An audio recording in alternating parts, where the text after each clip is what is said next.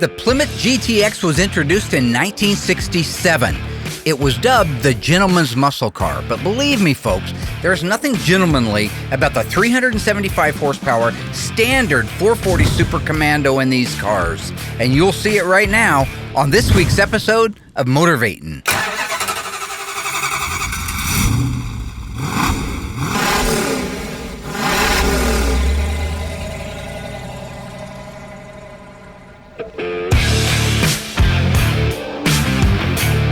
This 1969 GTX was restored on Graveyard Carz a few seasons ago.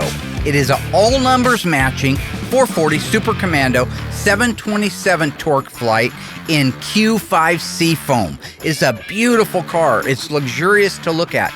The emblems, the hood, the styling down the sides with the moldings, the grille, the two-tone paint. Absolutely beautiful. But believe me, it isn't until you take this car out on the road that you can appreciate the horsepower to weight ratio, the handling, the stopping ability of those factory power disc brakes. And that's what we're going to do right now.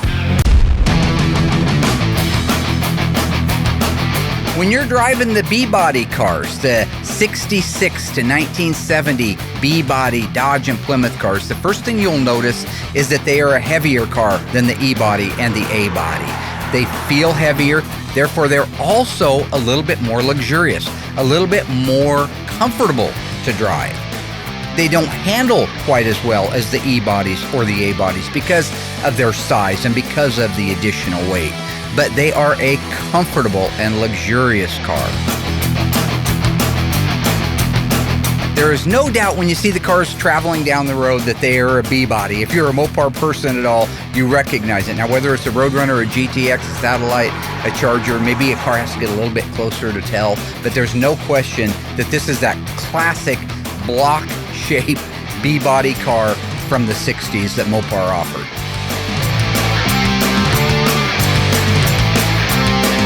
This particular one was a beautiful car running and driving as well as performing. Again, it was a rebuilt engine, 375 horsepower, 440 Super Commando.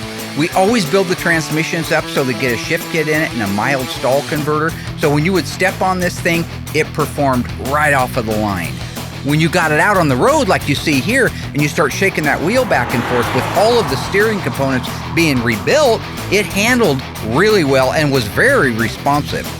Looking at the different shots of the car going down the road excite me because I think to myself, what a fantastic looking car and what an honor it is that here I am 50 years after the cars were being built that I can put them back on the road again, enjoying the next generation of Mopar lovers.